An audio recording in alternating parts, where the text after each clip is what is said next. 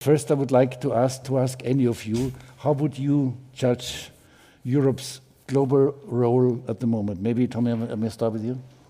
Thank you, Roland, and it's really great pleasure to be here again. We had lunch, but there's a saying that, after lunch, the greatest minds stay. So, the best panel is now. But before we start, I just want to again thank the Diplomatic Academy, Austrian Institute for European and Security Policy, Michael, there with the excellent work, and of course, Dr. Fasslabend. Dr. Fasslabend earlier said that you should never underestimate your enemies, but I would say that you should never underestimate your friends, and Dr. Fasslabend is such a case. So Martens Center, we are 50 years plus, but we are doing quite well. I keep it there, and one big reason for that is Dr. Fasslabend and his work, what he did 50 years to push the organization through several challenges we had, and now I think we are in a very good level. Now on the topic, just give me 5, 6, 7 minutes for the opening statement, and so 2 points for the framing the debate, and 3 what I thought before would be provocative statement, but actually following the discussion in the morning, I noticed that because they much go in that line what I'm going to say, maybe it's sadly because the situation doesn't look, there's a lot of challenges, but maybe that would be a confirmation that the analysis would be I would agree with the previous speakers. So as Dr. Fasslabend, my President Mikuláš Dzurinda, and several speakers had said, so definitely we are in a new era. After Second World War, the new system was created, but it was created by the winners, by the Western powers. Also the international institutes, United Nations, and the Bretton Woods Institute, IMF, World Bank, all of that. And it looked, we went on like that. 89, so but we had the competition, Soviet Union. 89, it looked like we win the game. That's it, the Fukuyama moment. And just we were expecting to take low-hanging fruits, just collect them. 2001, I would claim 9/11, there was a disruption, and actually now looking it from that on, it went to decline. Until the last year, February, when the war in Ukraine started. And from that moment, I would claim we entered of the situation of order to a situation of disorder, where we are living in the situation, and that's the very Europe in that context, is that the whole system is challenged. So what you see is all these institutions which I mentioned are now, there's a struggle inside there, what is the new balance of power? And so that's the first framing point. The second framing point is to say that many times we speak about West against the rest, but I would make an argument that you could say also West, the moral less, and the rest, meaning that you have 3 actors. Alexander Stubb, we were speaking before, uses the global West, global East, and global South definition, meaning you have the West, which we are with a certain setting, but they are challenged very directly by the global East. You could, with different combination. China, of course, Russia, and we see Iran in that camp. But then you have the third players, the rest. Global South, which is not really a good term because they are very different actors. But they are there, they are, and very much the attitude there is that it's transactional. They know the challenges with the challengers or global East, but they don't fully trust global West. And it's very transactional. India is a good example. Maybe later in discussion we go to that country. It's a very interesting example. But my argument there would be that we are not able, in order to defend our system, we have to do some mitigation. The power balances are not as they were after Second World War, and so we have to mitigate with the rest of global South, etc., etc. Okay, so that's for the framing for debate. And now 3 points, if you allow me, and is that, and this very much follows what has been said before. We like to see or that if not multipolar world, but we have a tripolar world: United States, European Union, and China. But there's a problem, and I think it has been said directly or indirectly already, that in the Fukuyama world, you could make that argument because, yes, power you could simplify as it is two verticals: economic and security and military. And in the Fukuyama world, we could play that game because the United States was taking care of the security aspects. So United States was the global police, and it was also de facto in many conflicts it was pushing our interest. And Europe just could be a side in multilateral organizations and play with economic power. But in this new world of disorder, which has been mentioned many times, the fact that you don't have the military component there, it's a big problem. The big bank account, it maybe helps, but that really doesn't resolve the problem. Look Ukraine, look the current crisis in that conflict in Israel-Hamas.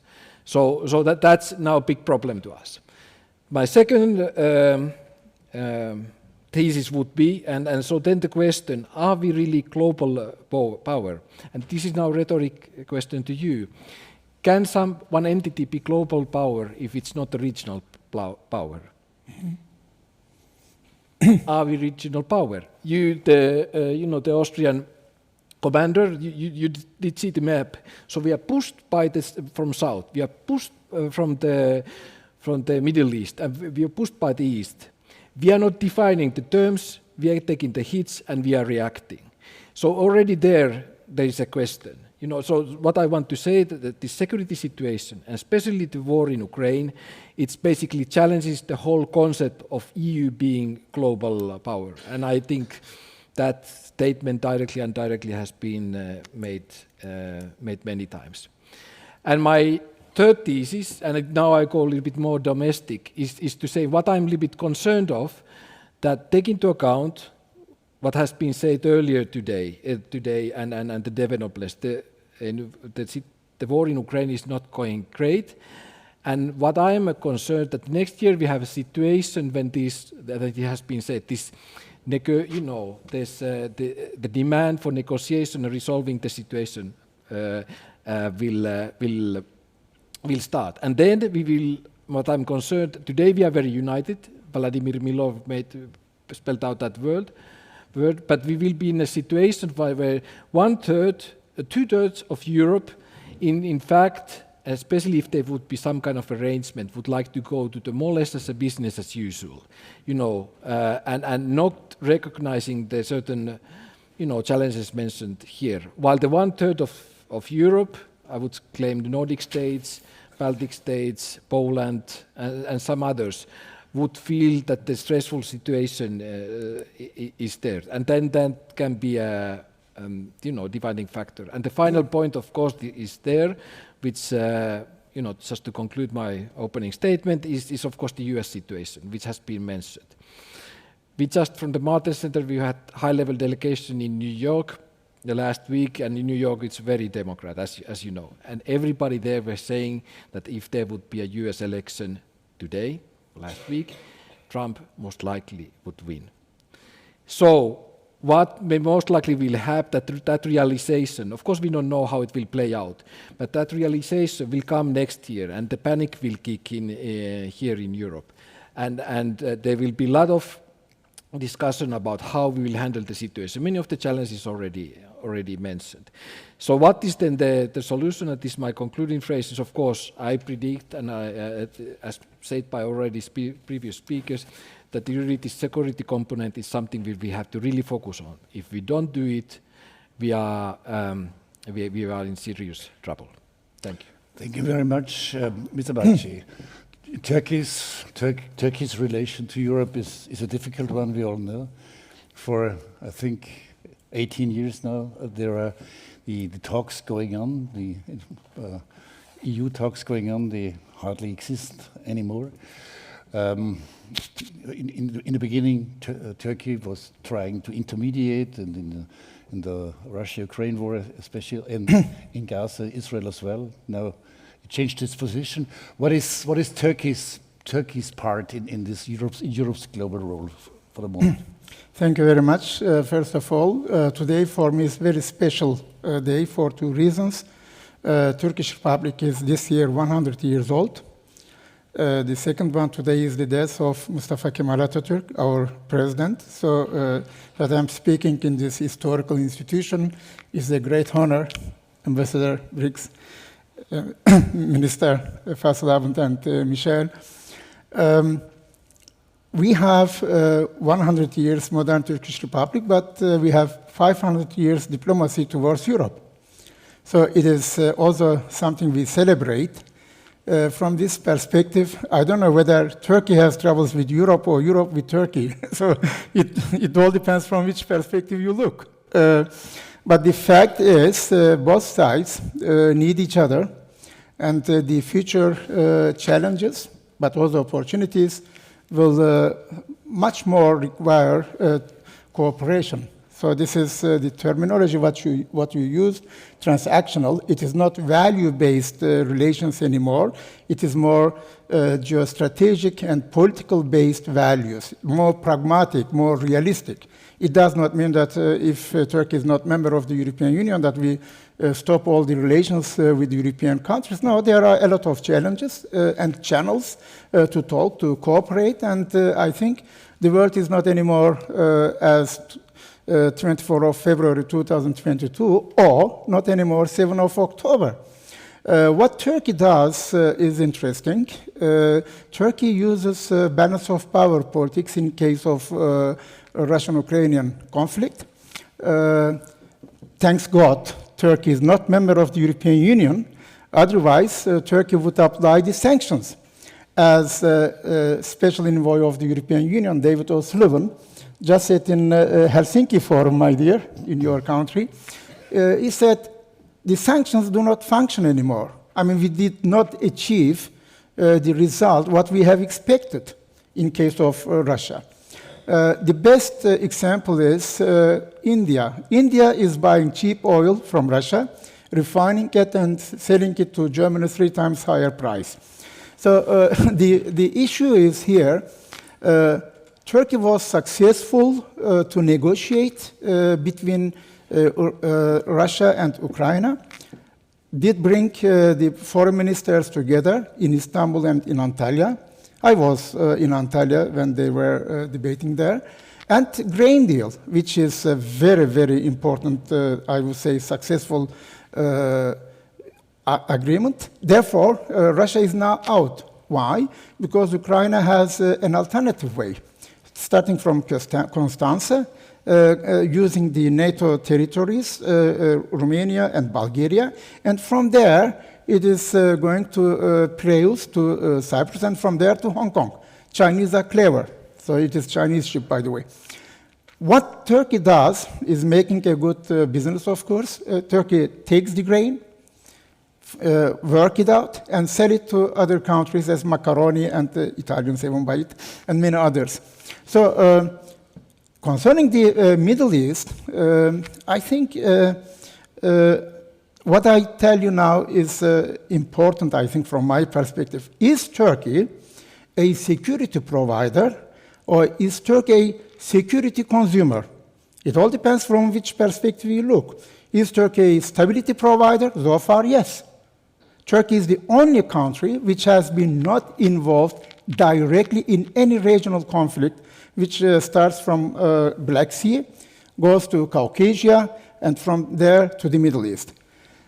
That President Erdogan was speaking at the 28th of October that Hamas is not a terrorist organization.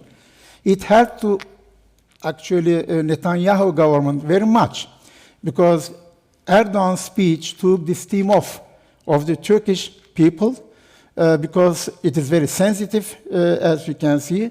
But in Turkey, there are not any destructive protest. It is controlled. Why? Because President said this.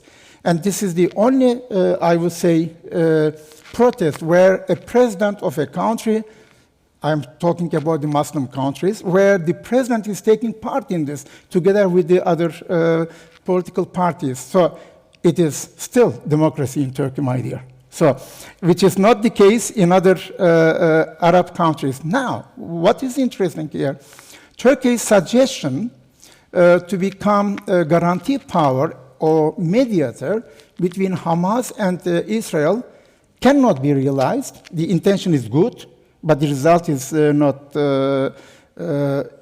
good, because disappointing, because both sides at the moment are not interested to have any ceasefire. So you can bring any political suggestion, but if the two sides are not giving you enough trust, then you cannot do anything. Therefore, I would say three events. One, Islamic Conference Organization just met, where Iran and Turkey were talking, Raisi and Erdogan are talking, and don't think that Raisi and Erdogan like each other too much. No, it is not the case. And there is a Turkish state organization. Just last week in Astana, they came together. This Turkish state organization is a new organization. It is not anymore embryonic. It's starting to walk. Maybe in future it will be running, because there are a lot of cooperation now, from language to bar associations and many others. So it is something which you have to take into account when we look to Russia. Russia, Turkey, Iran are three regional powers. Sorry, Russia is still a global power, but Iran and Turkey are regional powers. And when these two countries have less problems among each other, then it is much better. Somebody this morning said that Armenians somehow kicked out from Azerbaijan. It is not true. Show me one case where somebody is killed or put into prison. It was just after the liberation of the territories. The Azeri government said, either you stay here or you will become Azeri citizen, or you want to go back. Exactly like in my case. I am the prime example. My parents from Bulgaria and from Macedonia, today they call it North Macedonia, they came to Turkey after Ottoman Empire lost the territories, because they wanted to go to Turkey. I was born in Turkey, but my mother in Bulgaria and my father in North Macedonia, in Skopje, Kumanova. So this is another thing, that Turkey, Israel, and Azerbaijan, they work together in order to get these occupied territories back. The thing is China. We have three external actors in the Middle East. The biggest one, Russia, United States of America, and China. Turkey, answering your question, the Turkish position, so far I can analyze, that Abraham Accords are very important for the future developments in the Middle East. Turkey is very clever at the moment, I must say. I keep my right to criticize the government, is another thing. But that Turkey is at the moment not breaking down the relations with Israel. What Turkey has done is just took the ambassador back for consultations, like the Israelis. The economic relations still going on. So we have then the question the day after. What happens after the situation in Gaza somehow came to a conclusion? Then we will have a new type of discussions. What type of Gaza we will have is another thing. And last maybe statement for this moment, Turkey's position is at the moment is just based on historical responsibility perception. That Turkey has at the moment this feeling, which is the result of the last 20 years in this period from Caucasia to Middle East, that those parts of the Middle East, and no one can deny it, 400 years have been under Ottoman domination. And this institution is 1754. It was Ottoman Empire when Austro-Hungarian Empire have been negotiating. Then there was no Israel, there was no Palestine, there was no Saudi Arabia, name it. It was Ottoman Empire. So that it is now a new situation, and I think everywhere in the world we have a tendency to reinterpret the history. Not Fukuyama period, but we have now a new situation that we lost, and this last sentence, what we had since 1945, the international law, all the principles, starting from human rights to war crimes, everything changed. And this new publication in Foreign Affairs, just about how the United Nations lost its prestige in the last couple of weeks, it is one of the prime examples. Now, we need probably a new world order. But this world order, how it looks like, I don't know so far, because none of the 5 permanent members are interested to give their privileged positions. And this is a problem which neither Turkey nor any other country, not a member of permanent 5, can solve. So the problem is there, and I cannot solve it. Just to clarify, I did not put into question the status of democracy in Turkey. Yeah, we are still democracy. And later we speak about Sweden. We will. Later. Theresa Fallon, you're a specialist on EU-Asia relations, but does Europe have time for Asia relations for the time being?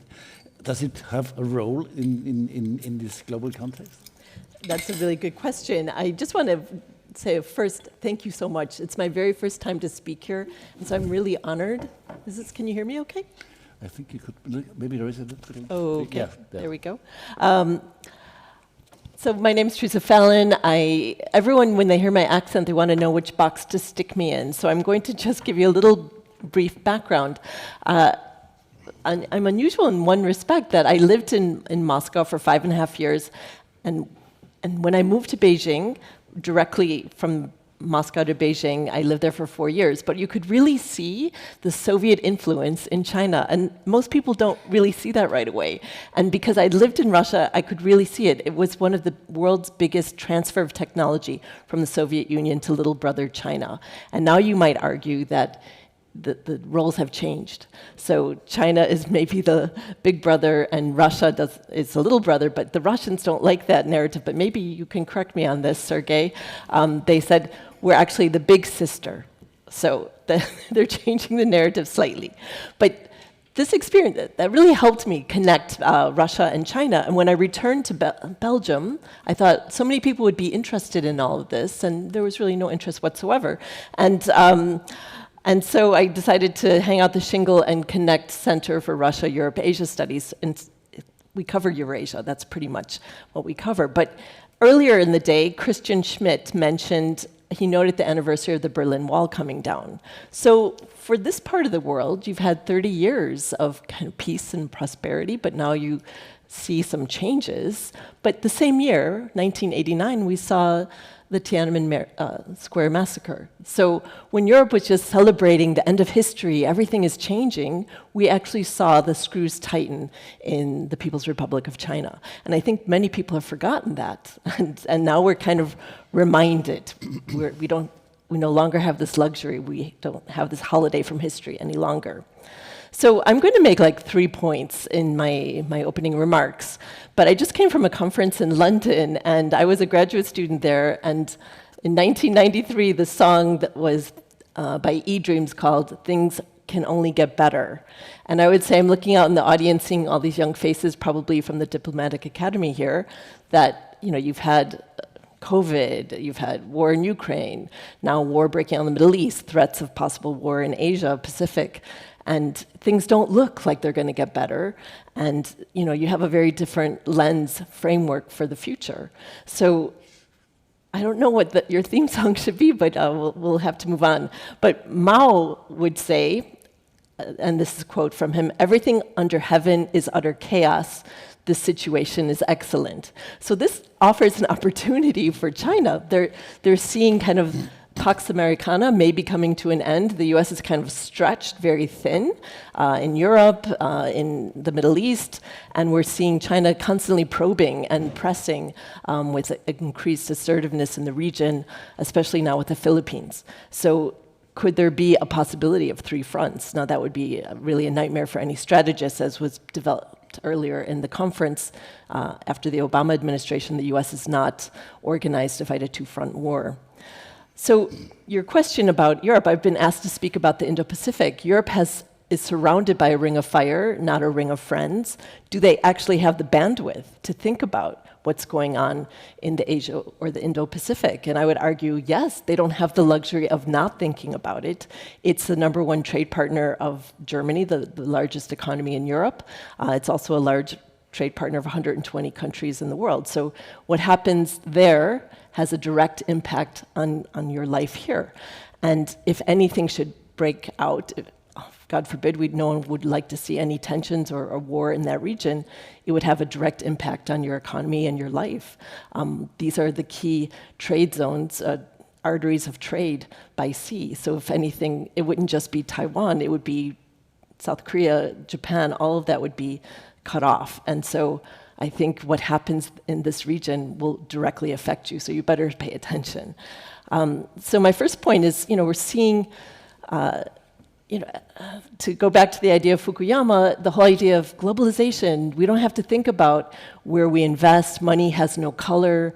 Just go where it's cheap. No labor unions, no environmental regulations. So China got a lot of investment because everyone saw that it's an easy place to do business. And I had the pleasure of living in China for 4 years. My kids speak Chinese.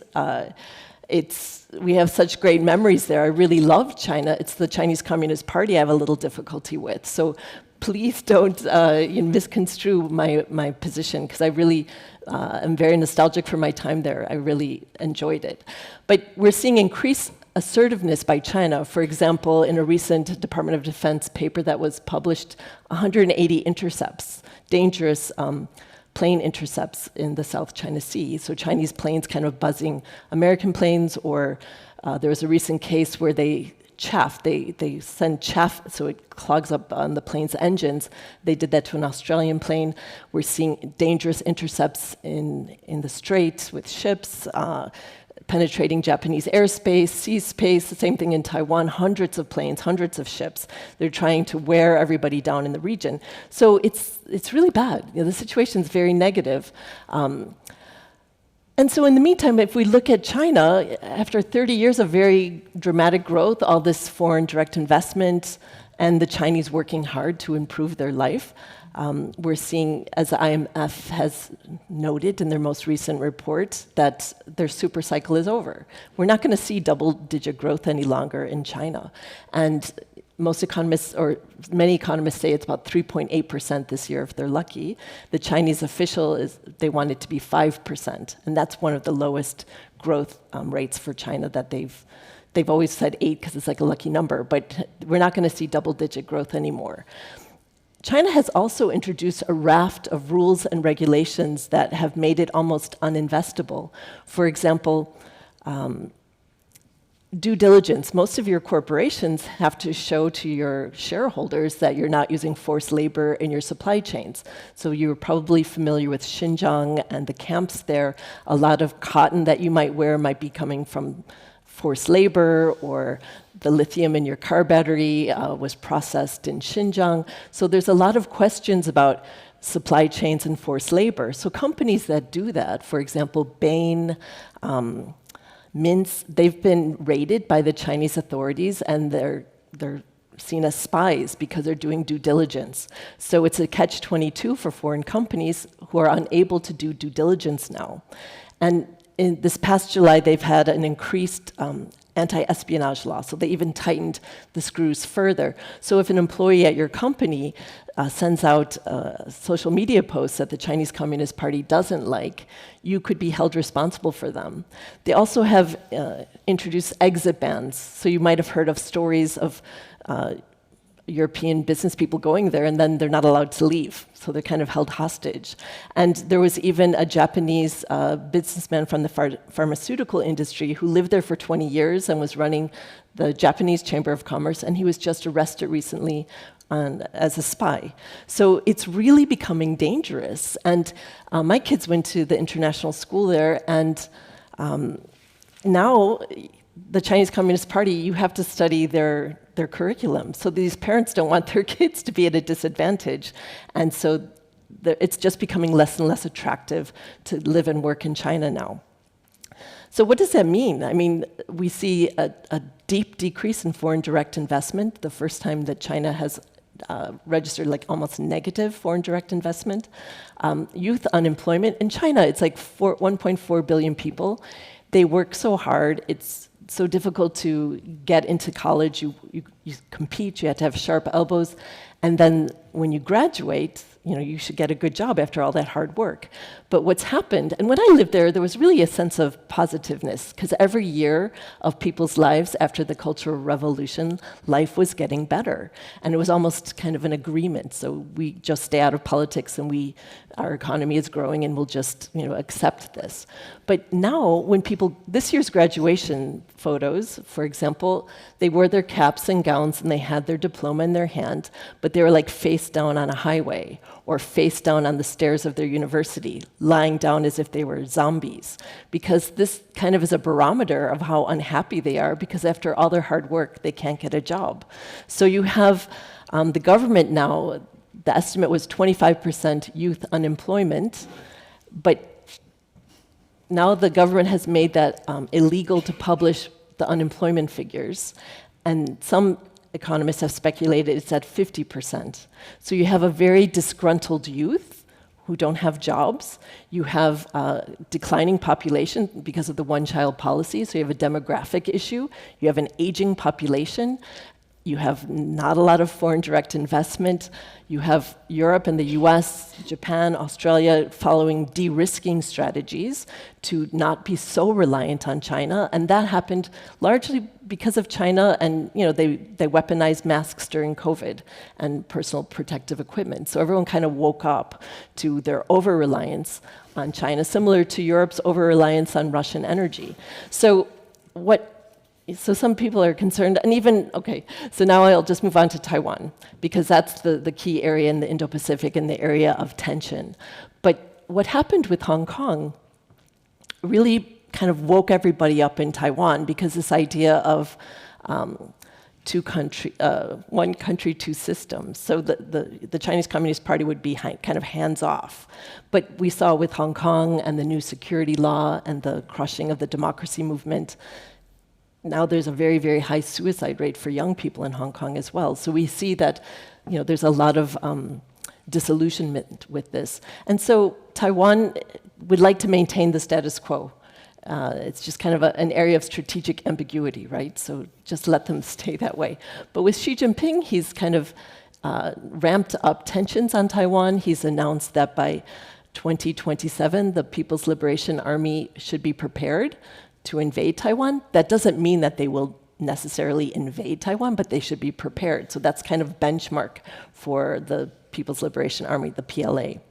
So we also saw, because of China's growing assertiveness in the region, we see Japan doubling their defense budget, which is kind of unheard of. We see South Korea and Japan cooperating, and Australia, they're increasing their de-risking. So I'll just give you 5 possible narratives about how it might play out, scenarios for what could happen in the Taiwan Strait. So first would be, everyone loves to quote Sun Tzu, to win without fighting. That's not going to happen, right? The situation, that's not going to happen. So the second scenario, the whole idea of Taiwan creating the Silicon Shield. TSMC is the most important company you might have never heard of. Every very valuable semiconductor of the highest quality and level is manufactured there. No other place can copy that. So if there should be a fighting breakout, it's kind of mutual assured destruction in terms of technology. So the Taiwanese did have a strategy, but it was the idea of the silicon shield. I was just in Taiwan in June, and people told me that it was mined around there. I don't know if that's true or if it's not true, but it could act as a deterrent. So the second scenario is what's going on right now, what we would call coercion below the threshold of a war. And that's coerced but peaceful. So the checkbook diplomacy, China is trying to take away anyone who supports Taiwan, all this penetration of air and sea space. And the third is the blockade. We kind of saw a practice of this with Nancy Pelosi's visit. And China surrounded Taiwan, and it was, kind of a signal like, this is what could happen to you. China also has the world's largest ground-based missile force, so it would not necessarily need to be an amphibious attack. The fourth would be island seizure. When you think of Taiwan, it's a group of islands, and two very small islands are near, or closer to mainland China than to Taiwan. And these two islands, Kinmen and Matsu, in the 1950s, Mao was like sending missiles at it, trying to terrify the Taiwanese. So in one strategy, they could try to just take those. They're so small, they're very hard to defend, and it would come into question, would the US really go to war over these tiny, tiny islands?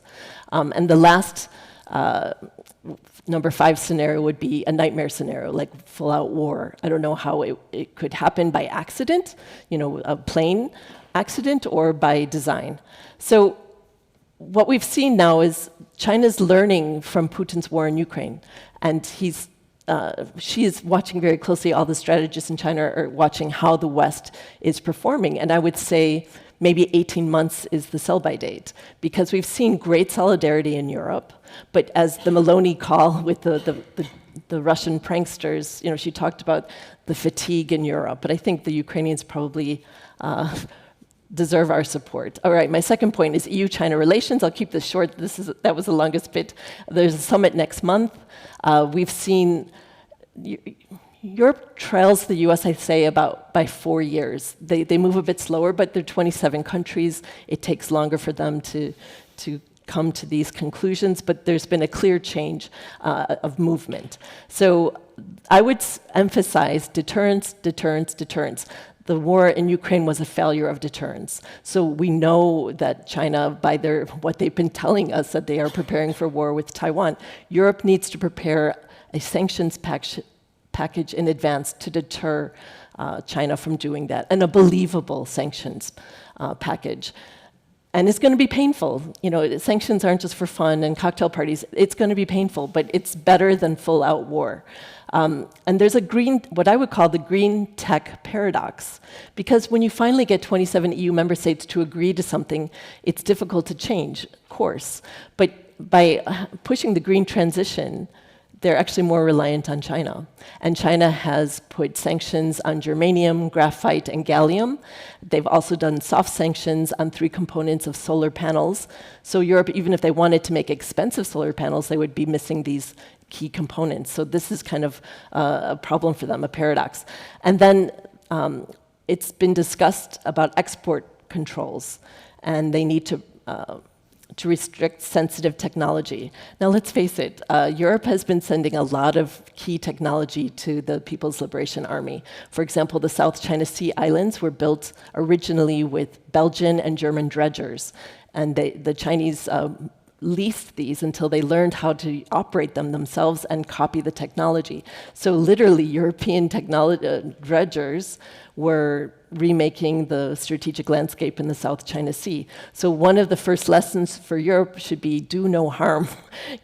Try to think twice. For example, MTU, a German company, sold 26 silent diesel submarine engines. Now, I'm sorry, but I don't really believe that's for tourism. So I think the loud engines might have been scaring away the fish. So I think that we're seeing a lot of circumvention of sanctions. And there was a leaked tape. The Russians leaked a tape when the Chinese official came to speak at the Duma and said on camera, "We will help you undermine sanctions." And so the Russians leaked that to show that the Chinese were supporting them. So I get this impression that all this uncomfortable news is buried Europeans don't want to hear it, because it's becoming more and more clear that Russia and China are cooperating. And I think the Chinese have a saying for this: you can't wake up a person who pretends to be asleep. So, okay, and my final point, on a positive note, Europe is a signatory to the United Nations Convention on the Law of the Sea. UNCLOS is kind of the constitution for global governance of the oceans. And China is a signatory, but they really don't follow it. And the US is not a signatory, but they do follow it. But what's key is to be at the table and negotiate it. So Europe is a signatory for all 27 member states. It's a signatory. They represent European interests. So they need to be there, and they need to be active and help, because it's loose. It's a UN rule, so it's being interpreted in different ways. So Europe really needs, and they have an important role to play in the interpretation of UNCLOS. So looking ahead, there's a meeting in San Francisco next week. The Chinese haven't confirmed, but I even know that the National Committee of US-China Relations, which I'm a member of, they're hosting a dinner. So it looks like it's going to happen, but there are really weird optics because they just pulled all the pandas out of the US.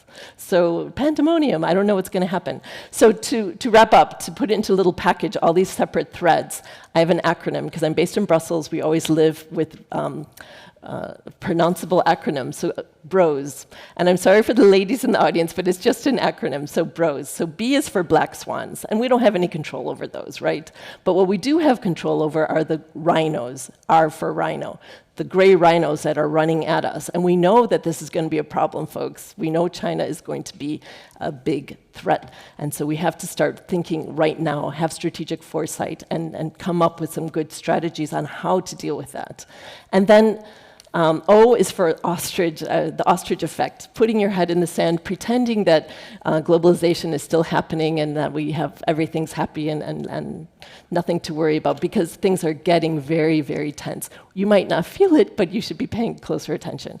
And then lastly, sharks.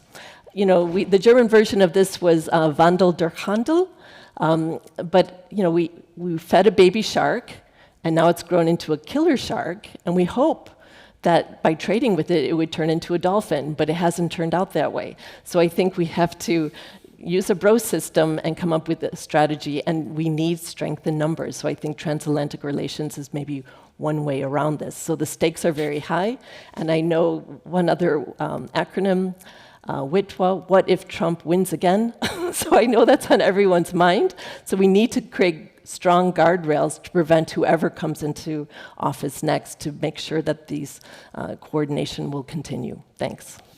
Thanks, Theresa.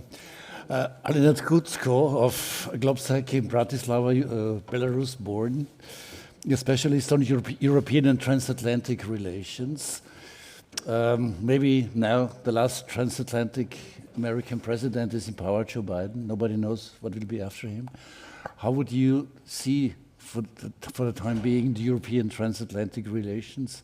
Did we use the time window we had since he was elected? Thank you so much for the invitation to be here. Since I'm placed between China and Russia, and I was born in Belarus, I'll quote Marx for warm up.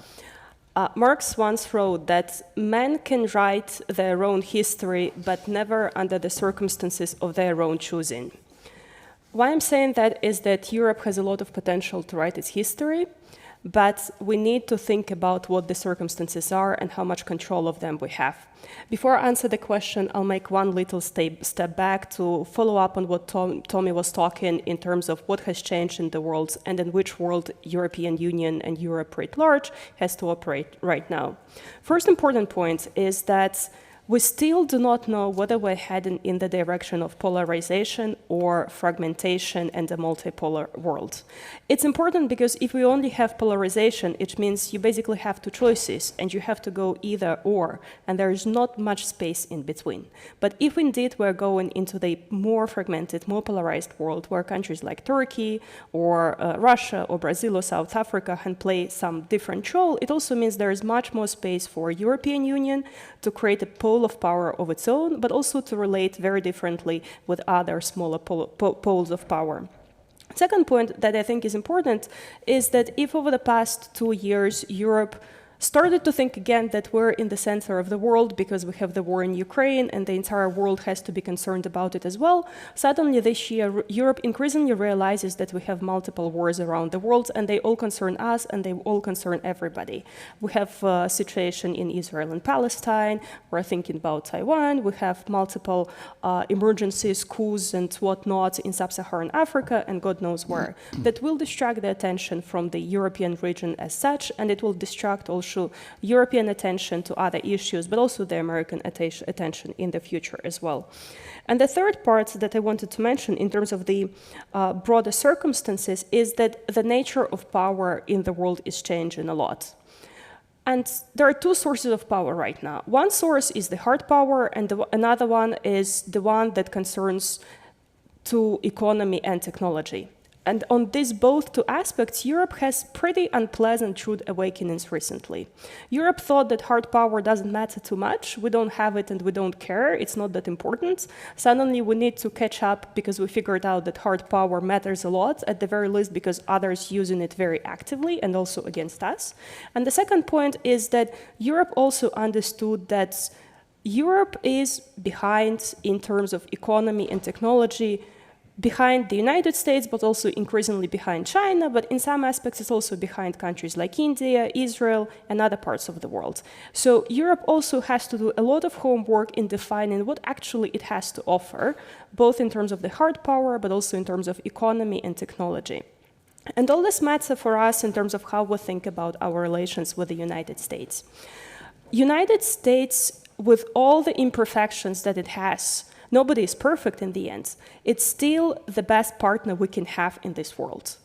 And our relations right now is as good as it gets, both because it's potentially the last mentally transatlantic president of the United States because of the history and because of the previous engagements, but also because the United States is changing. Europeans started to realize that United States foreign policy is contingent on which administration is in power. It's a huge shift from the past where there was largely continuity in what the United States would have done abroad, regardless of what kind of administration was there domestically. Now it's not the case. And I don't think that we learned the lesson too much and we used the past 3 years too well in preparing of what might happen if there is again dramatic change in power in the US administration. And second point, and again, it follows up on what we discussed earlier and on the point about the multi-war in the world, whether United States likes us or not, it might have circumstances which will oblige it to act elsewhere. They might be busy taking care of the Asian Pacific region, they might direct their attention to the Middle East. It all means that Europe has to do much more at home. That means also in terms of security, it means also taking care much more about Ukraine, both in terms of the military support, but also in terms of the financial support that we can devote to the country. And the second large basket of things that's, again, not perfect, but will be fundamentally important in the future is, of course, this area of economy and technology. We do have troubles right now. TTIP was dead on arrival, and we don't have a tangible replacement or a plan of going forward. Moreover, we see the Inflation Reduction Act and other elements of the industrial policy that the United States is very actively introducing. That's definitely not to the liking of the European Union. And of course, the EU can try as much as possible to negotiate with the US and try to convince US to change its policy. I don't think it's feasible. So the only option the European Union has right now is to make sure that they can create viable alternative at home, both in terms of supporting industries here, but also in terms of developing technology here. And I'll finish on two optimistic points why I think we're still going to move in the right direction. The first point is that with all the disagreements that we have right now, or contradictory interests, there is realization that Europe and the United States closer to each other than to any other country in the world. And in a way, none of the countries or none of the continents can go it alone. We will need to find some ways to cooperate, at least at certain level, on critical issues like security or critical raw materials or tech rules and so on going forward, and there is pressure on both sides to find as much cooperation with Europe as possible. And the second point, and that's a little bit a funnier one, why I think there is more potential for US-EU cooperation is that since Russia invaded Ukraine in 2022, Americans suddenly understood the beauty and value of the European Commission. Before that, even the most enlightened Americans who could understand very sophisticated matters could never comprehend what the European Commission is about and how EU actually functions. What happened after the invasion is that it's the EU Commission who became indispensable partner because of the EU's role on sanctions coordination and another restrictive measures on introduced against Russia.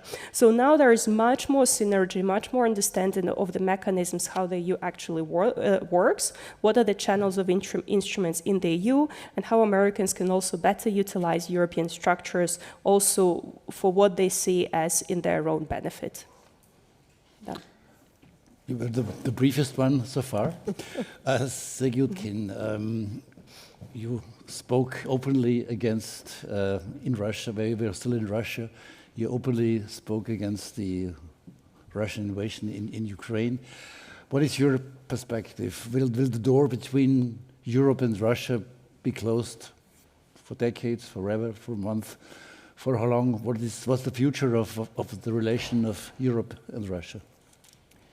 Thank you. The divide is deep, and I don't expect it to close anytime soon. So we are dealing with a very serious trouble, which can be framed in a way of how we understand Europe. Because, you know, for a long time, we had very different concepts about that. One question that was already voiced at the very beginning of this forum today was this anecdotal question of Henry Kissinger, whether Europe has a phone number.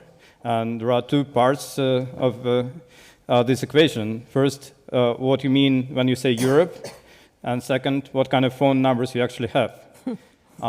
So if Europe is understood in a narrow sense, like the European Union, they do have phone numbers. We just heard from Alena that there are people to talk to in the EU. The trouble is different inside the EU. The trouble is first that you still have the EU very far from being a federal state and truly unwilling to go in this direction. So they still have a lot of foreign policy role at the level of member states, and they want to keep it this way. They want to keep the embassies, they want to keep the diplomatic services separate from the EU machinery. And this is just a fact. I don't think we can expect that this will change. And then when people do call EU officials, they get a response like, well, your call is very important for us. We will discuss your issue in our next scheduled meeting in a month. And then after the discussion, they got back to the one who called and they say, look, we have a disagreement on this issue. We will probably have to discuss it further on. So this is the difficulty with the EU as the global player, and in this sense, you know, I think speaking of what conditions play a role here and what the EU could be able to do, I think to a large extent the EU is master of its own fate, but the problem is, like with people, it is sometimes very hard to define what do you actually want in life.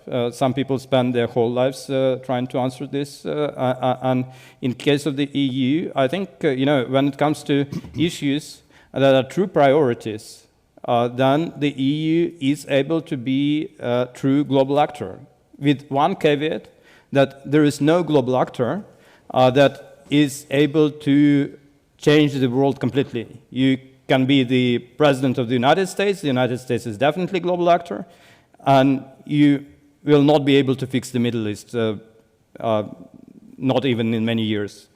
So it's not like you are able to change the whole world just by being super powerful.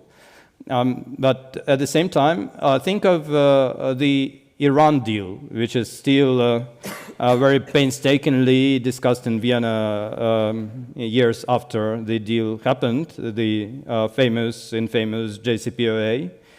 The EU played a very serious, a very central role in negotiations, both the EU countries and EU High Representative, and the result was achieved. So you had the goal of not letting a war between Iran and the United States happen, and at the same time resolving the nuclear issue, and the goal was achieved with serious help, serious diplomatic investment of the EU. The other example, sanctions against Russia. I mean, you do have a number of governments in the EU who are not super happy about sanctions, but the sanction regime stands on, and most people believe that it will continue like that there will be new rounds of sanctions, that the EU countries will stay indeed united on Ukraine because Ukraine is a priority. And it's, if you wait for official Moscow to admit that, don't wait for that. It's not for the praise of Moscow that you should wait for saying, well, now we are the global actor. You are the global actor in the sense that you produce a lot of influence with the sanction regime, but the question is then whether the same thing happens on all other issues. And there are a lot of issues in the world where the EU finds it super hard to come together and to agree on things. It does produce a lot of strategy documents, the compass that was quoted earlier this day, all sorts of strategies, but they're broad, they leave a lot of room for maneuver for people who don't want to comply to these strategies. And eventually you have a feeling that in many cases the EU doesn't really know what it wants to achieve. So this is the trouble with the EU global role. And one case in point, the EU-Mercosur deal, the deal with the big integration group in South America. You already had it ready for ratification, but opinions are different in the EU, whether you need it, maybe not. You have a lot of lobbying around that, protectionist lobbying, environmental, others, and there is no clarity what the EU wants to achieve with partners in Latin America, with the most progressive, maybe, integration group. And others, they say, look, if the Mercosur was not able to come to terms with the EU, we shouldn't even hope. So this is, the same can be said about a number of other trade deals and a number of other issues. This is the trouble with the EU. But when we go beyond the EU in how we understand Europe, can it be understood broadly, not just in pure geographical terms? You know, there's this anecdotal reference to General de Gaulle, who was speaking about Europe from Atlantic to the Urals.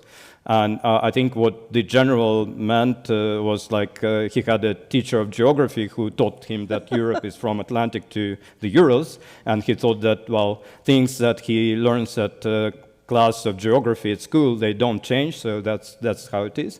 But politically, it makes no sense, of course. Politically, what makes sense is different.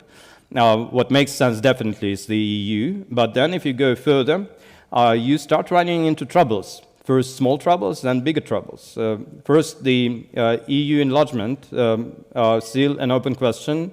Whether it happens, when it happens, whether countries can truly expect to get on board. In the last few days, you had some encouraging signals from the EU towards the candidates, some potential candidates.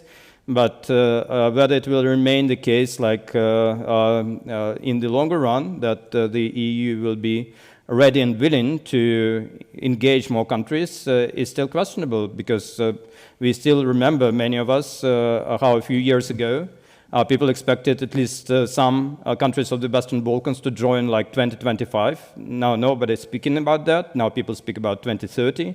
What if in 2030 they start speaking about 2035?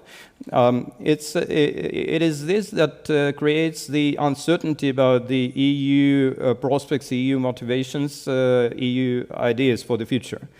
The way the EU sort of tried to address this issue of bigger Europe that is there and that cannot be on board immediately is through this idea of the European political community of Emmanuel Macron, the French president. And indeed, they brought together almost all countries of this bigger political Europe. But the question that I ask myself is, if you deal with a group which is basically the same group as members of the Council of Europe, why don't you use the Council of Europe machinery? And I mean, the Council of Europe is a well-established organization. People say it is not dealing with security. Well, you are now at the moment when Russia is out from the Council of Europe, when you can do anything with it. You can discuss security there, and this is actually happens in the Parliamentary Assembly of the Council of Europe. So you could use the machinery of the Council of Europe to immediately, almost immediately, institutionalize this idea of the European political community. Why this is not happening? Because people are kind of not ready for that. They say, well, we prefer to be flexible, not to use the word vague. And this is where political Europe as such basically ends, because if you go beyond that, if you go to Russia, to Belarus, clearly they are on the other side of the geopolitical divide. So yeah, you do have them. You do have them connected to Europe through culture, history. In the same way, the U.S. or Canada are connected to Europe through culture and history. But we do not speak of the US or Canada if we speak of Europe these days. In the same way, if we speak about political Europe these days, nobody will mean Russia. It's a factor that influences European security, European politics, but it is not on board, and it is not really willing to get on board anytime soon. And I'm afraid this will remain to be the case for quite some time at least, or it can even become the norm for the rest of our lifetimes. Because in Moscow, the feeling is indeed that Russia has very little, if anything, to gain from trying to get on board of this European project. If you take the economic considerations, well, you just had like half of the Russian trade turnover made of trade with the EU, and now it's less and less so, and the government in Moscow says, well, that's not even bad because this makes us more independent. What they don't speak about is that this makes them more dependent on China, but that's the other story. They accept it as a trade-off for the sake of the geopolitical projects, for the sake of ideas they want to develop. The ideological divide is just as great by now, I think, as it was at the years of the Soviet Union and the Cold War. You have completely different narratives in the EU and in Russia on almost all sorts of things. So one connection that still remains in a way is connection on a societal level. You do have a lot of people, I think, all across the EU and also in Russia, who deplore this state of affairs, but they are unable to fix anything. And unfortunately, I don't see a sign that this will change anytime soon. So you do have people who basically live through their personal tragedies because of this divide, but the divide doesn't get covered by these personal tragedies and by people frustrated and expressing their sorrow about that. So I think in the years to come, the big trouble for the EU will be not just to stop at the point of just sanctioning Russia, but figuring out how to live with Russia being definitely outside of this political Europe and outside of the security architecture? How can you live with Russia definitely being framed as a threat? At this point, the answer on the EU side is that, well, we will develop renewable energy, we will develop advanced technologies that will make us independent of Russian raw materials, that will make us independent of Russia politically. Well, this is a bet, but this is a serious bet that requires testing. So there's a test to stand for Europe in terms of demonstrating that the resilience is there, that it is indeed able to function on the premises of this model of advanced technologies, renewables, and all that is stated very solemnly politically, but nobody knows whether it will work in practice just the same way. This is a great challenge, but I think there are very few ways to avoid it, because on the Moscow side, I would not expect any U-turns from the kind of disastrous policies that you see these days. Thank you very much. This stage was longer than I thought, but still was very interesting. Before I invite you to ask questions, maybe we could discuss here on the panel to each other. What are the conclusions of all of this we heard now? When Sergey Utkin says Europe doesn't know what it wants to achieve. You said in your beginning remarks, defense. Yeah? For instance, your country, Finland, was neutral, and now it joined NATO.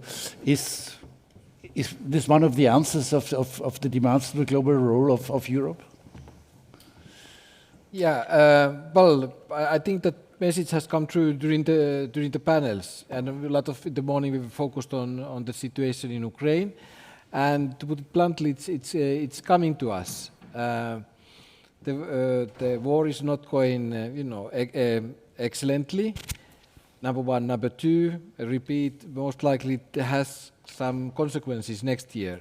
Here in this room, we have been quite united on the position, but in reality, also in where we are now, we know in some leading parties have very different view how to deal with Ukraine and continue to support. So I just repeat what I said earlier. One big part of the Europe, there is not only among the political leaders, but actually more among ordinary people, this view that it's question, is it our war or their war? And I think that's the defining factor. And as the colonel today this morning said, it is we need to invest. But okay. Without babbling on, I just you mentioned Finland and Sweden, so I just have 2-3 minutes. So Finland and Austria, if I may, as we are here in Vienna, have very similar position for decades, and somehow also the public view. I'm speaking, for example, now the issue of NATO, and so. We had, long story short, we had this feeling in Finland after the Second World War. First of all, in that war we were alone, and so number two, we had to deal with that situation, and how we decided to manage it is we had this kind of tacit deal with Russia. Okay, we can play with our friends in West, while we don't create any problems to you in for Russia. And it was called Finlandization, the term which the Finnish didn't much like. But it's basically sometimes in the household, with your partner, you try to predict the conflict before it comes, so it doesn't explode to your faces. So that's what we did. And where the problem started is that in 2021 in December, 2 years ago, Russia started to have much more aggressive language, and it's basically, already started to hint that if you join to NATO, you will have, it will be a big problem. And so our reaction was to that. Well, if you say no, you have to say yes. And but now I come to my main point, which is, and I think I draw the parallels to Austria. War started in Ukraine 2022, end of February.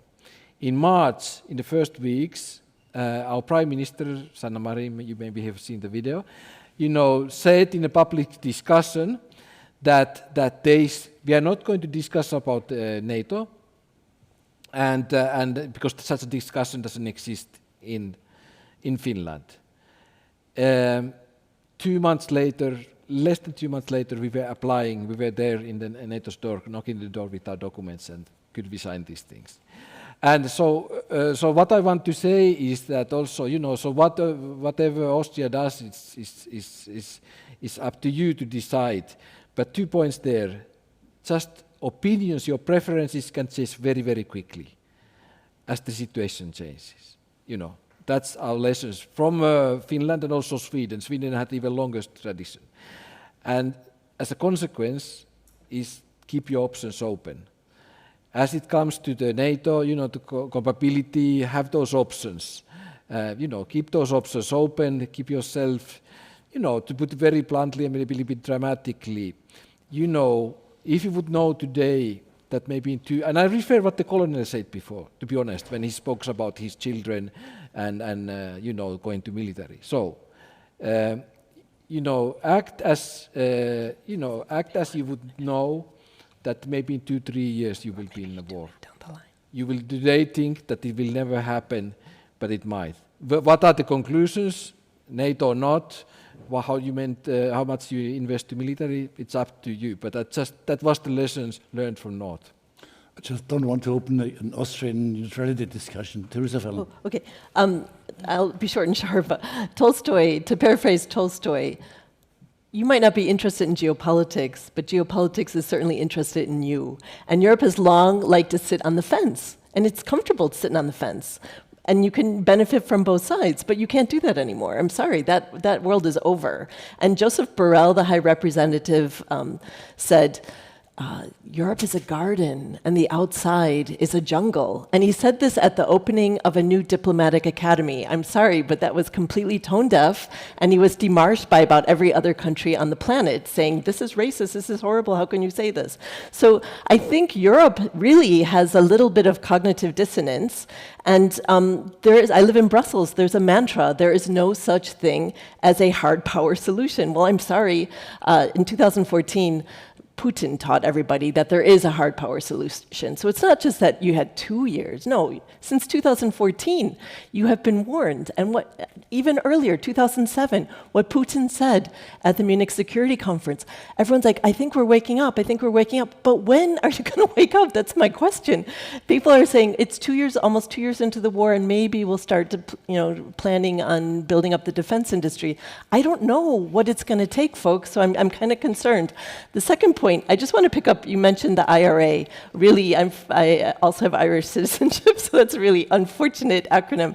But the Inflation Reduction Act, I'm sorry, but there are 27 EU member state embassies in Washington, D.C., plus one EU representative office. That's 28. So I'm sure they go to cocktail parties, or at least read the Washington Post, because every day they were reporting on the IRA.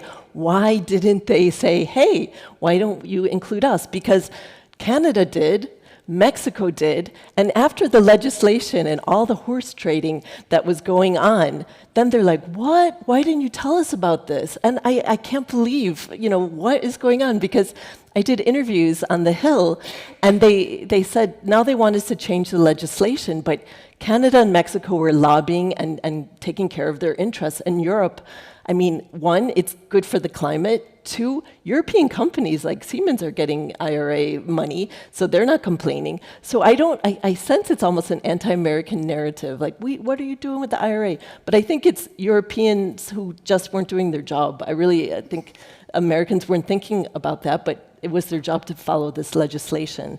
And we always hear about strategic autonomy, right? What about strategic responsibility? The US can't do it all. They don't have as big a share of the world economy anymore. Europe has to pitch in. It's like almost an albatross on the US neck. You have to take care of your neighborhood. And it's no longer like, let's think about it. I mean, there have been too many warnings, and I really do hope that there's a switch in the narratives to strategic responsibility. I can understand that for an Irish-born person, IRA means something different. Alena, Kudzko, yeah. Yeah, I just wanted very quickly to follow up on the what Theresa was saying now about what it takes to lobby in the United States right now. And I think Europeans might soon be flipping the question that Kissinger asked them the other way around. They might soon be asking, who do I call when I need to talk to the United States? Because increasingly, okay, you can call the president, but depending on whether he controls the majority in Senate and the Congress, what he tells you might not necessarily be what's going to happen. Then let's say, who do you call? Do you call Republican Party? Who is that? Do you call the people who are blocking everything that Republican Party is trying to do in the Congress? Do you call the party leader who is not able to put the party together? So this is increasingly becoming very complicated, and Europeans will have to be accounting for this reality, which means much more active approach in Washington and changing also the ways how diplomacy is done and through its channels. But also there is another level of complexity that's being added to that. And we saw it again during the beginning of the war in Ukraine. As much as United States were providing the military support for Ukraine and other types of the support, so did a lot of American companies. For example, success on the battlefield depended as much probably on American hardware as much it depended on whether there was internet. And that depended on whether Elon Musk switched on the switch or switches off the switch. So everybody was calling Elon Musk. So in a way, it's becoming increasingly difficult to separate how much of the assistance is provided by the government, by the private sector, and in many cases, the role that is played by the private sector is outweighing the assistance or the role that can be played by some of the member states. So this is an additional factor that Europe has to take into consideration. And of course, the sad reality is that most of these companies are located or registered, originated in the United States. Ireland, by the way, is doing a great job trying to lure them in. Hopefully they will pay taxes as well there. And a very quick point on the enlargement, absolutely agree. You start being the global power by being a regional power. My take is that it will be impossible for Europe not to enlarge. And paradoxically, if Ukraine does not achieve a full victory on the battlefield in terms of regaining the entirety of its territory, it is probably increasing the speed with which Ukraine can join the European Union simply because the EU is under pressure to deliver something for Ukraine. If it's not regaining.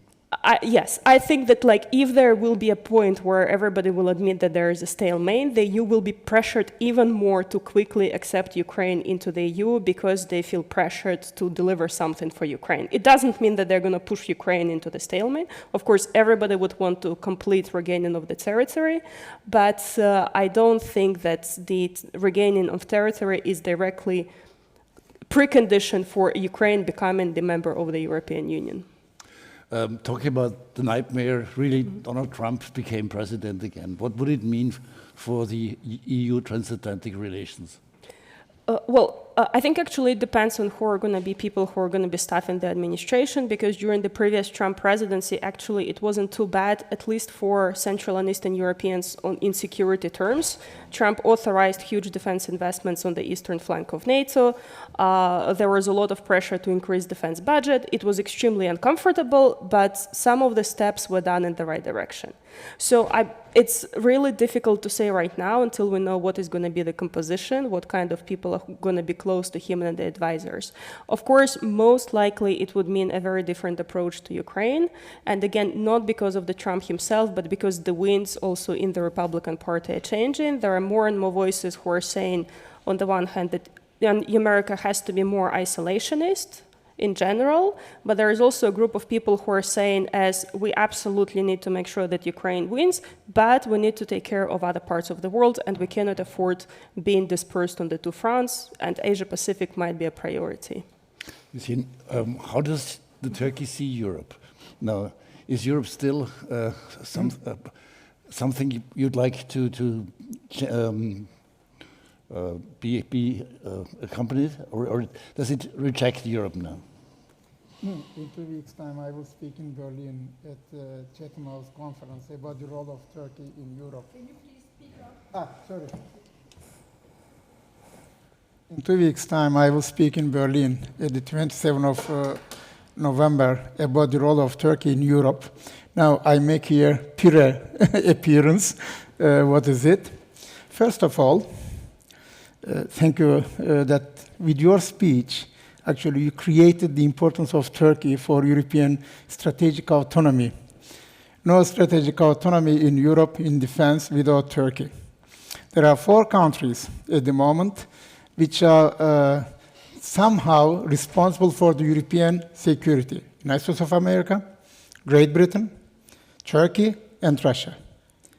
European Union is not a military power. It is an economic power. But even this morning, we have been talking about the European Union's operations, possible developments until 2027, $30 billion should be invested. But at the end of the day, Turkey is a security provider for this region, the Balkans, the Mediterranean, the Black Sea, Caucasia, and of course, Central Asia. So whatever perspective you take, Turkey is there. You cannot escape Turkey because the geopolitical location is just there. It's like a colossus on the street. It is there.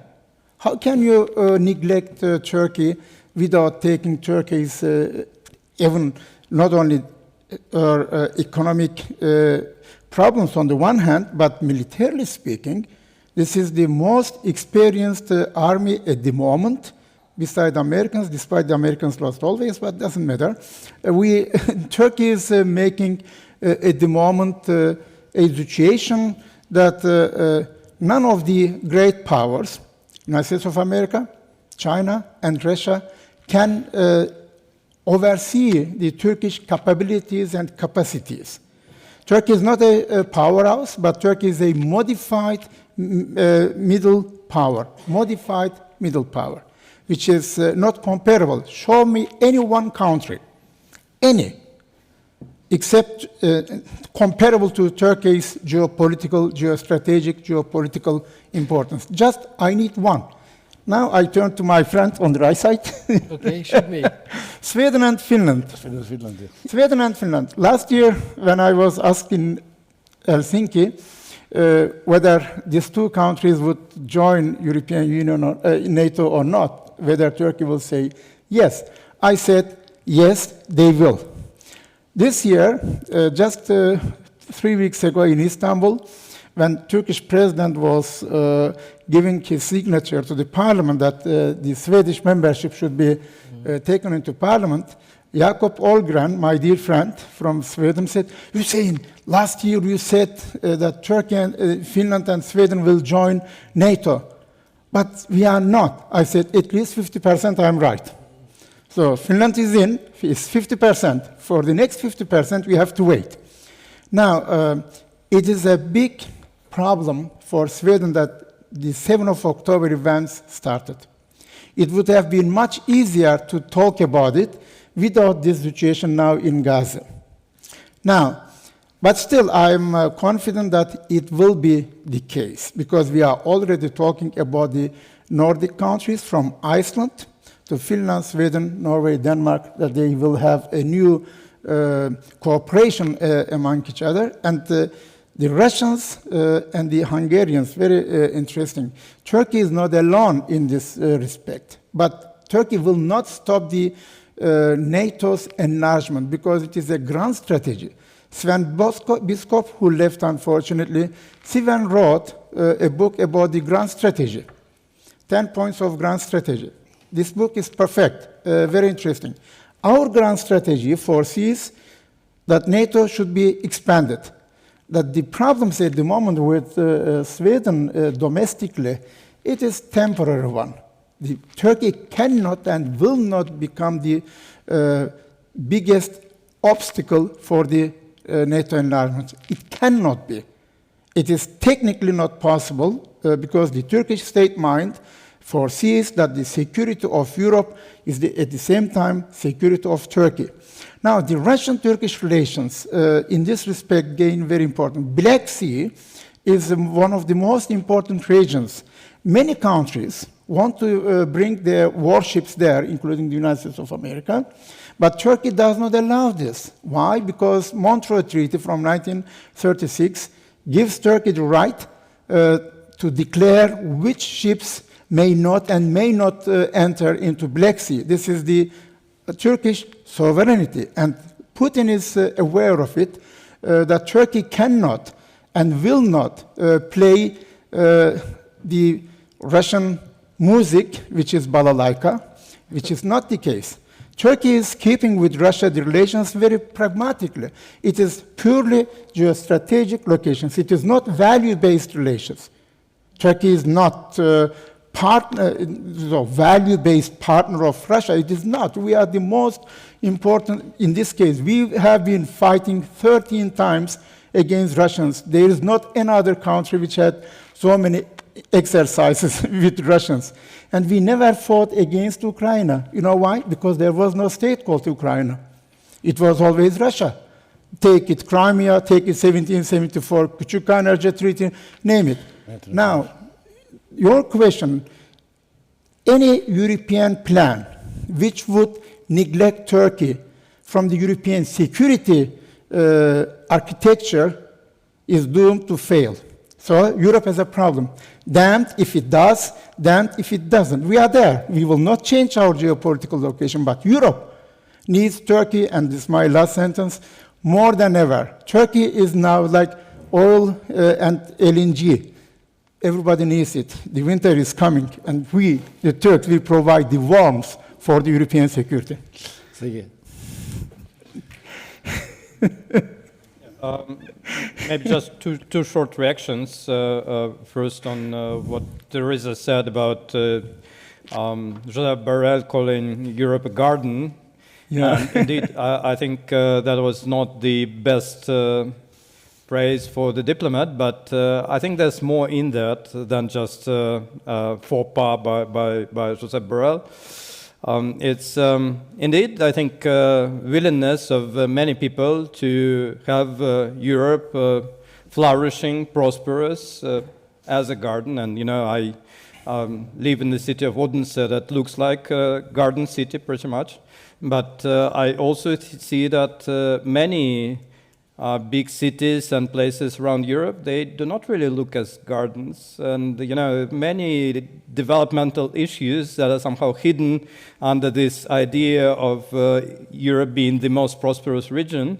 But a lot of things with the public transportation, with infrastructure, with all sorts of unregulated migration issues, they're there, they're real, and they make people sort of less sure about the EU being exactly the model to follow.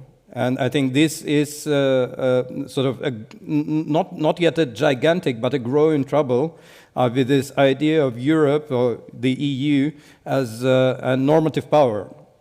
So the EU was on many occasions framed as the normative power that could set standards for others, and others would follow because they know these standards are the best. And now people who come to Europe, they say, look, we are not sure that your model is actually working. So to make sure that more people who come to Europe, they say, look, we actually like what you have here, is a challenge for the years to come. And just short remark on the Turkish factor. You know, I understand that there are a lot of considerations related to that, and you can probably expect some logical behavior from Russia. Well, by now I think the music is no more the balalaika. There are new tunes, not necessarily better ones, unfortunately. I think Russia understands that Turkey is sort of omnipresent factor in the region, that you don't deal with Black Sea without Turkey, that it's another big player there. But the other thing that Russia understands is that Turkey is a standalone case in NATO that has ideas of its own that other NATO members they don't really like, and increasingly don't like, and of course it wants to play on differences, and it's kind of it's even natural. It's realpolitik, and this is what you can expect to happen again and again when there are some issues between Russia and Turkey, and there is a possibility for the Russian government to somehow get them under the carpet and forget about them, they will often do that, unlike in other cases, because they are interested in keeping this special relationship and to make sure that NATO is somewhat less united than they actually want to be. Thank you very much. Well, now you ask you for questions. The young man will come to you with a microphone. The gentleman in the second row first, please, and then the gentleman here in the back. But please, questions and no speeches, just questions. So then yes, thank you. So then I give up my comments and I ask only one question. And the question is about our Western Balkans. So at first, the Western Balkan is originally, this is quite reserved for European Union, but after that, this accession process or integration process is stagnated, as you pointed out. And now the Western Balkan became again so-called a great game like 19th century. So now the Western Balkan is now a contested area of the global West and global East, but also Turkey participating as global, the character of global South. What is your question? The question is what the interest of Turkey, China, America, Russia, and how to deal with the European Union, the challenge from this concurrent. Thank you very much. We can everybody talk on Western Balkans. Maybe we sum up a few questions. The gentleman here in the back. My name is Günther Fehlinger. I collected 6,000 signatures for Austria to join NATO. My concrete question about Europe's global role is the following. Is the America, are you as American, this is for Mrs. Fallon, are you ready to give the European Union the UN Security Council seat, to invite the European Union as European Union into NATO, and for a free trade agreement with the United States of America? And unfortunately, I think America is not ready to treat us on an equal level, but if we are not strong enough by your endorsement, we will not be successful. So my question is, will you support European unification by giving us these three things? Maybe a third question before we start the gentleman in the back. Yeah, thank you. Question for Ms. Fallon. When I look back to the European Union, I see that we have been getting very complacent as a European Union in global questions. But when there's a crisis, then it seems that the European Union tends to deliver. So the fact that the European Union now is not taking a position and not taking action in the global conflicts, would you agree with me that I say that the crisis and the problem that the European Union faces right now isn't just big enough? Maybe we start with the Western Balkans. Who wants to speak on this? Who is an expert on the Western Balkans? We are a Balkan country. I come of from course. the Balkans. Yes, but not of the Western Balkans. Who was you? Yeah. Well, just a couple of words on Russia's presence and influence in the Western Balkans, of course. Maybe Serbia. Yeah. That's the case in point, but it's also a broader area, and historically, of course, you have Russia feeling pretty much attached to these countries for a number of reasons that I will not go into, and it feels like it has justifiable right to have influence there, which is of course debatable, but that's how it is. And I would single out two cases. One case is Bosnia and Herzegovina. The country is officially still sort of claiming that it wants to join NATO. Russia has a political stake in that, supporting the Republika Srpska against the Federation, the rest of the country, the other entity that forms Bosnia and Herzegovina, and find a reason for the Russian government to change the course as long as Bosnia says, well, when we finally fix these internal issues, we get into NATO. Of course, it's sort of Russian realpolitik reasoning to maintain this special relationship with the part of Bosnia and Herzegovina to make sure that the trouble continues and the country doesn't get into NATO, so that's clear. And the other case in point is Serbia, which is, it's also telling you in broader terms, because, well, what Russia gets from Serbia these days, it gets visa-free entry for Russian citizens, will disappear in case of EU integration of Serbia, gets skeptical attitude to NATO, might disappear in case of integration into Euro-Atlantic institutions, gets special trade relationship, will disappear in case of EU integration. So basically, find the reason again for the Russian government to say, oh, well, we are actually supportive of these countries getting on board. And that means that on every occasion when Russia finds instruments to influence these countries and to make sure that they understand that actually they benefit from the fact that they're special and they're outside the EU, they will do that. And then it's up to the governments of the region to decide what is truly important for them, to keep this special relationship or to let Russia play this game, or to join the European or maybe even Euro-Atlantic institutions. Maybe briefly, Hüseyin on Western Balkans. Turkey is a Balkan country, and Turkey has the historical. Turkey is a Balkan country. Turkey has historical, I would say, not legitimacy only, but also the responsibility. In 1908, Austria-Hungarian Empire took Bosnia-Herzegovina without shooting one bullet by the Turkish side. And it was a very big loss for the Ottoman Empire. You regretted it. I don't know whether you have regretted it or not. Yeah. But the more the Balkan countries are not taken into the European Union, the more those people will have more sympathy for global South. Serbia is the best example. I was also in Serbia this year in June.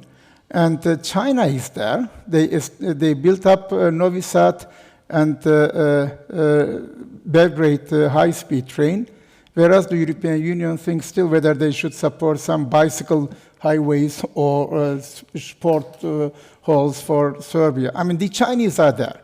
And I think European policy in general, with all my due respect, if European Union wants to continue to have value-based policies in this part of the world, forget it.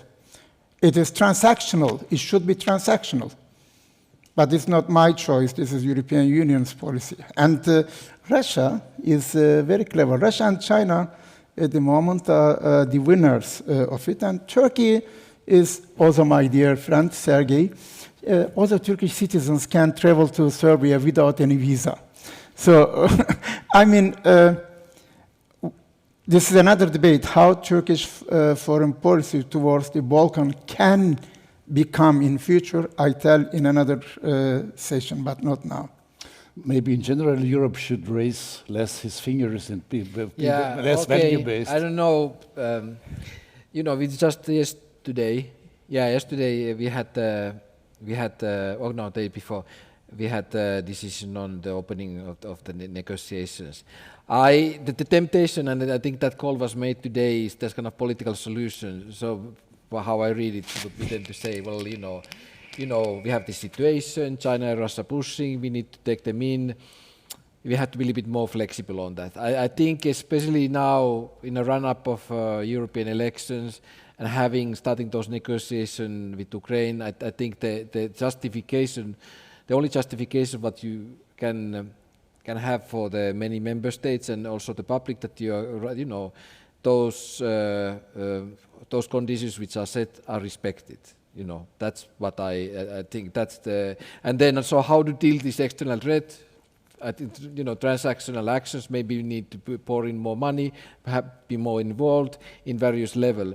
But to be flexible, the only way you can do what we are now doing, opening this negotiation, going on with this membership application process, that we respect those you know, standards. Otherwise, it will not play with well with you know, member states, and I would say in general public. You may disagree, but that's how I see that. Sit on the Security Council for Europe. First of all, you didn't say your name. I'd like to know your name. Günther. Thank you so much. And are those pins representative of some of the people who signed? Okay, well done. Well, first of all, you mentioned two things, free trade agreement. I think if I had €1 for every time I had to hear the word chlorinated chicken, I would be a very rich woman. And TTIP is gone. It's not even in the deep freeze. It's gone. The US tried really hard, and that's finished. In regard to a seat on the UN Security Council, I think you should take that up with Mr. Macron. France has a seat. Why don't they share it with the rest of Europe? Yes? I think that's... where's French solidarity? Excuse me, but there's no European feeling there. Maybe the British... But they're no longer part of the EU. Thank you. Let's not forget. And in regard to your question about complacency, and I live in Brussels, so it's always like, oh, we only act when there's a crisis, right? But there are so many crises now, right? There's so many crises. And I don't think that the complexity that we're living in, the usual muddling through approach of the EU is not working, is it? There are little fires everywhere. We were talking about the Balkans as well. I mean, there are little fires everywhere. They need far better strategic foresight. I mean, Europe has been investing in China, and China is investing in Africa. You know, it's like, it's right in our neighborhood, and we're ignoring it. So where is the strategic foresight? I just don't understand. So this is what I would, in the bros setup, this is what I would call a gray rhino. It's coming at us. All these problems are coming at us, and we're just trying to muddle through. And so here's one that might wake them up, but they refuse to frame it this way. Russia-China cooperation. I see a real lack of desire to actually see what's happening. The US sees it as stronger convergence. Every time Xi and Putin meet, bad things happen. February 4th, 2022, they signed the no limits agreement in the run-up to the Olympics. 20 days later, there was a war in Ukraine.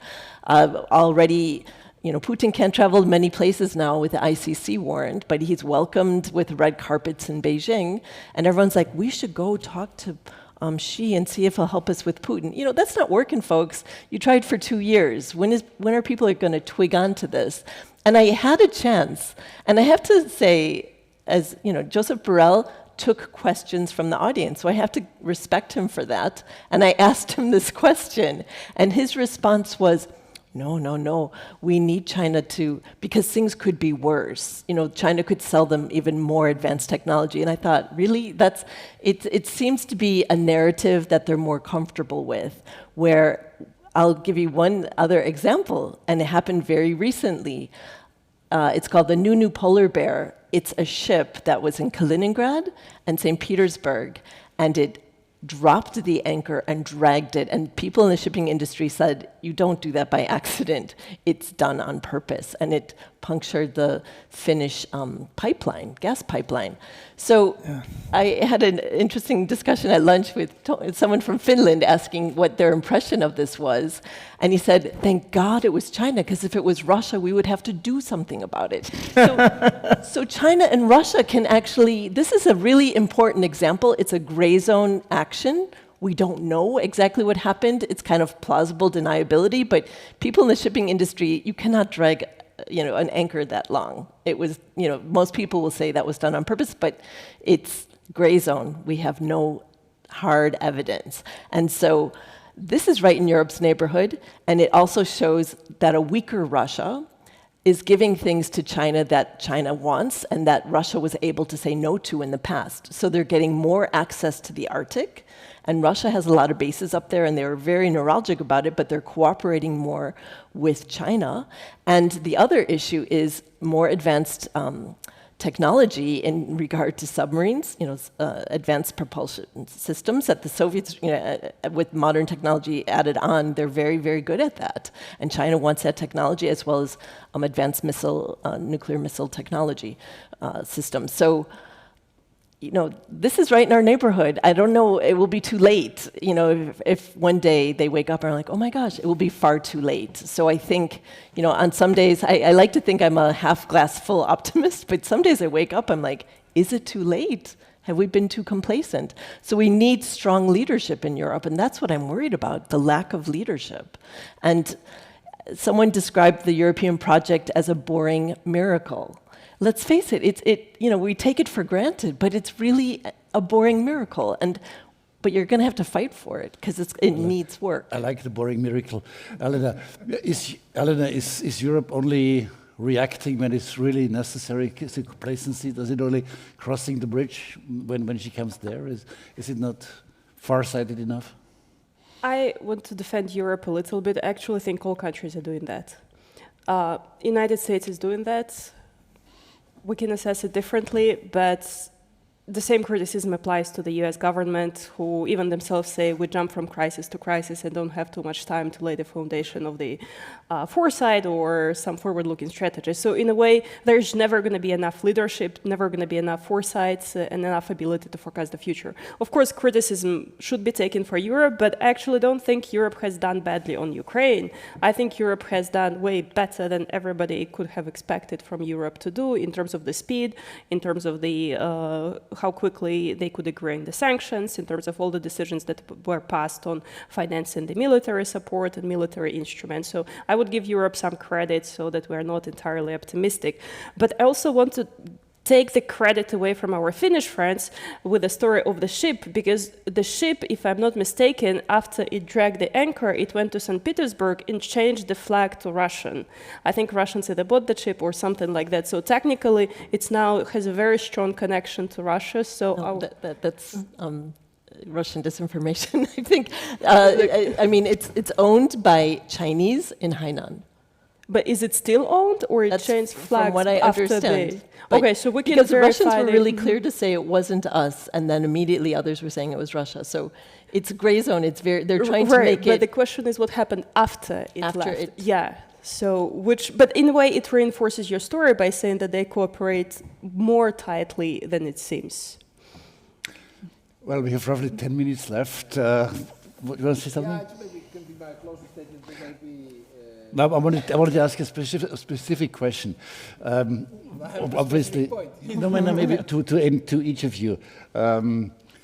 Putin obviously tried to weaken Europe and to divide Europe. It hasn't worked, at least short term. It maybe has strengthened Europe for a time being. Will it last? We've seen already elections in Slovakia, maybe following elections, maybe Austria, maybe France, maybe governments will follow which are less committed to Ukraine. What will be, in your opinion, the future of the whole thing? Great question, because I can now preach to my point.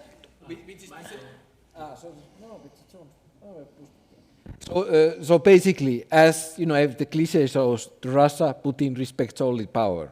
Number one. And number two, when we are speaking, Professor mentioned that, is Turkey part of some European defense concept or not? The current state in Europe, so there's, the fact is, some European countries at the moment don't have functional military army. That's the reality. And so it's like me worrying about how do I get to Bratislava when I don't have a car. And so there's a train. But okay. Paid by the US. So the point is that we don't, that discussion actually for later. There's, military industry, the logistics from east to west, all that. And so that's necessary in order to have that credibility to respond to Putin. That's my point. Okay. Hüseyin. Very short. She was talking about the political leadership. This is the lack of political leadership. Yes, it And was Alena.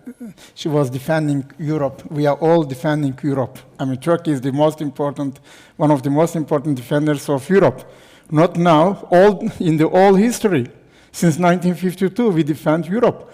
With Norway in the north, we are in the south, and all this enlargement processes so far, Turkey was always part of the European security. The Turkish state mind is European mind concerning the security. European security is our security is the European security. So you cannot divide it. It is indivisible. So if it is a lack of political leadership, fine. But we had in the past important political leadership. Just read the book of Henry Kissinger, Strategic Leadership.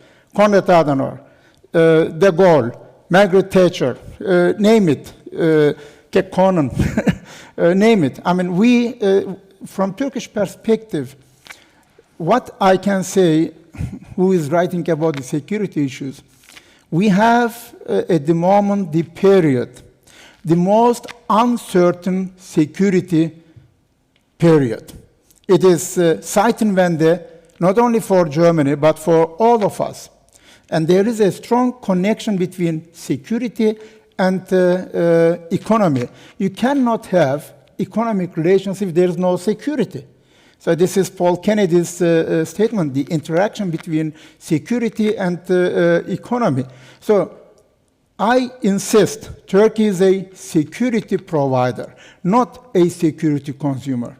When you look to the Turkish experience, we always provide security, unless that Turkey is receiving a similar approach. Putin is very clever in this sense. I must say this. He is at the moment talking to Turkey because he cannot go to the West, and Russia has now Ostpolitik, like Germany had.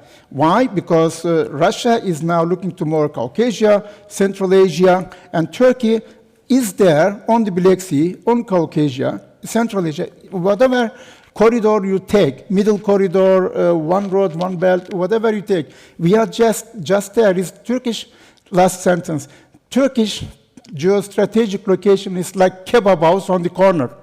Whether you come from the south, from the east, north, doesn't matter. At the end of the street, there is the kebab house. This is Turkey. Theresa, Everybody is getting hungry. what is your perspective? Will Europe remain stronger, or will it weaken? Well, one way described Europe as from Venus and the US from Mars. Yeah, and I think Europe is going to have to start building a rocket to get to Mars, because there are little fires everywhere, and the US is really stretched. And we really need to see activity from Europe. And I'm looking at this younger generation out there. We really do need leadership, and decisions are hard. And I think the only country in the world right now that has and has been having a long strategy is China. Yeah. And we are just now reacting to it. So China's had a very long-term strategy. Their best strategy was to convince the Europeans that they had no strategy. Yeah. So I think that we really have to move on from reactive phase and oh my gosh, we have a crisis, let's act. There's no time for that any longer. So we really had to cultivate strategic foresight and develop these skills. Alena. I do not know how long Europe can, for example, stay united on the issues of importance right now. I do suspect that at some point there will be more and more fatigue with maintaining the current course. But I also do think that there is going to be, the same way as we struggled with collective action maybe at some points in the beginning, there might be also a collective decision to do less. And that might be a critical point also sometime throughout next year, also when we know the outcomes of the US elections, because a lot of Europeans will be watching. But I wouldn't be too pessimistic about it either. I do think that European Union will actually stay committed to Ukraine one way or another, maybe not in the same volumes in terms of the military support as it is right now, but some commitment will be there for sure. And I do actually think that Europe will stay committed to the Western Balkans. Definitely the EU will not do less than before. The question is whether what the EU has been doing is enough. We clearly see that it's not enough. So in a way, Europe needs to step up its game, and I'm not sure how realistic or how quickly Europe can do that. Sergey. Yeah, I once had an event in Brussels. I was speaking to people from European institutions, and I used an analogy that they found shocking, but I will use it here also. I said, look, in the late Soviet Union, people did not really believe in communism. But everybody was saying, well, communism is our ideal, this is what we work for, and all that. And they didn't believe it and not. And there is a risk that similar things will happen with the idea of democracy. People say democracy, human rights is what's important for us, but if they do nothing for that, and if this is not really the guiding line in what they try to achieve, this becomes the empty construction. So this is a risk. It's not necessarily the way that it will take. And if you are aware of the risk, you have to do something against that. And when I see that people get irritated by elections results, on the one hand, in some cases it's very understandable and even human.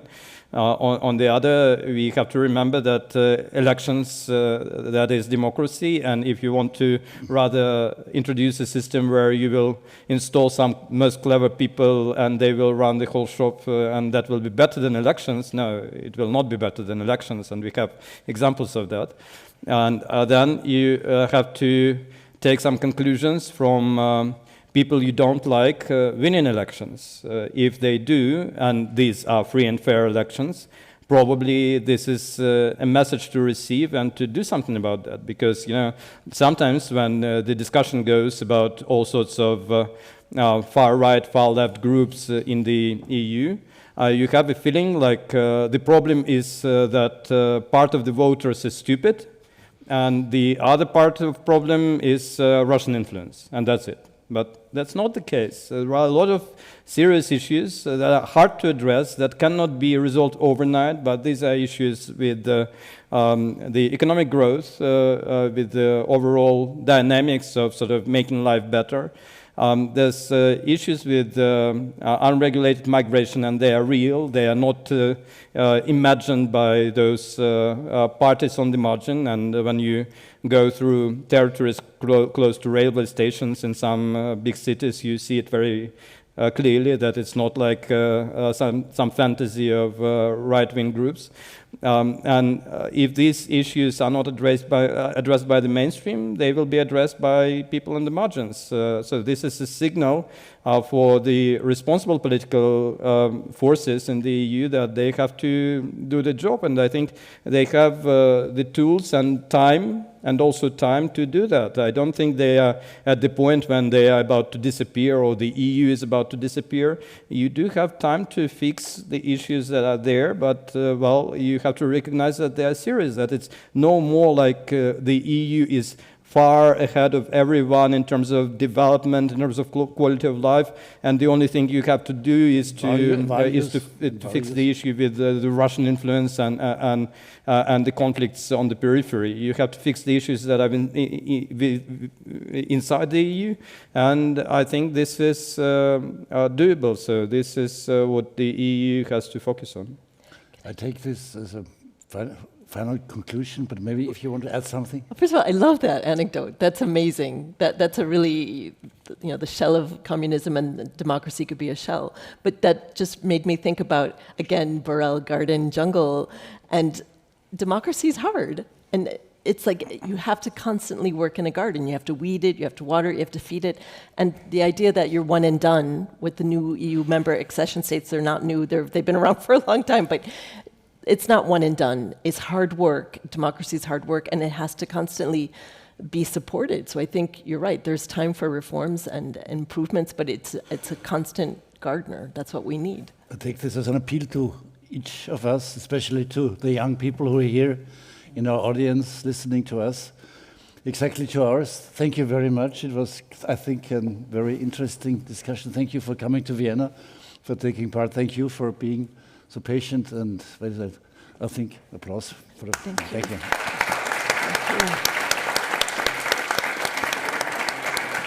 Well, Werner, do you want to add something? Otherwise, I just say thank you. Have a safe trip home and have a nice weekend, Werner. Maybe. To conclude, I just want also to thank. I want to thank not only the panel, but also our moderator, who is cooperating with us very closely. Thank you very much. And I also want to thank the public, the auditory, because this was a long day, but I think it was an interesting day. And just one reason that I take the micro, maybe there was a little impression at the end. There are many negative trends. There certainly are. But looking to what is going on at the moment, at the European stage, I would say it's not everything that is going down or becoming negative. I have the impression that there's also a new climate and a new will to do something, to shape politics. Of course, there's also much critics. I could tell you, you know. Of course, Ursula von der Leyen, when she proposed the opening of